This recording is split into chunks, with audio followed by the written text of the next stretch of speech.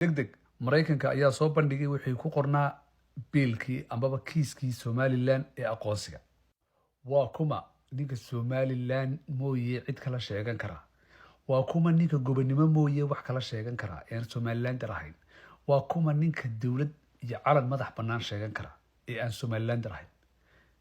biilkii ambaba kiiskii Congress-ka loo gudbiyay ee lagu taageerayay qarannimada iyo qadiyadda Somaliland waa la ogaaday wixii gudihiisa ku qornaa. waxaana ugu muhiimsanaa in Somaliland ay tahay dalka madax bannaan Soomaaliya 34 sanadoodna ay ahaayeen dad waxoodoodii. waxay ku leeyihiin dadkan weligoodii loo adduunku muu soo gurman noloshoodii wateen cidna may habsaamin iyaguna ismay habsaamin wax way qabsadeen. waa in la siyaabi ku leeyihiin date of birth waxa la yiraahdo warqadda dhalashada. wax kale oo ka dhiman ma jirto Somaliland. geesta kale waxay ku leeyihiin waa in focus kala saarabay ku leeyihiin Soomaaliya because Soomaaliya kama hadli karaan meel kale oo dalkooda gudihiisa balse diyaarado way u fududahay bay ku leeyihiin inay raacaan iyo inay social media ka soo dhaxqeyliyaan caalamkuna saa waxa uu ma qoro bay ku leeyihiin.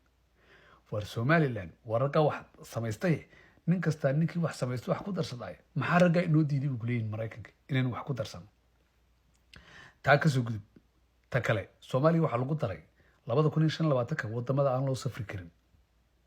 waxa lagu leeyahay wadanka tagay halka Somaliland la yiri taga oo ku damaashaado heshiis la gal waliba. taana intaan kaga soo gudubno maalinka bariya haduu Ilaahay dhaahdo Trump waa maalintii xilka uu la wareegay. Somaliland waxay daaqadu sii yaala maalinka Isniinta ah haduu Ilaahay dhaahdo uu nabad qabin ugu gaarsiiyo wixii maalinta ka dambeeyay Somaliland new era bay galaysaa wax loo yaqaan waa cusub bidaaya wajhul jadid li Somaliland ay carabtu tiraahdo noocaas oo kale. haddaba waxaan doonayaa inaad idin sheego haddaba inaad focuska aad saartaan reer Somaliland sidii calanka aad uga wada dhigan lahaydeen profiladiina maanta qolo xasaaseen u luxnaysataan dhigana ciddii ooyisa ha uydo cid kale oo faani kartaana ma jirto oo guul iyo geesinimo iyo gobonimo sheegan karta. wixii ka soo hara Soomaaliya waxay ku leeyihiin biilka waxyaabaha ku qoran kamid ah in lagu kala darayo Itoobiya iyo waliba waddan kale loo yaqaan Kenya. Somaliland xagga qaadayso ahaato noo ahaatay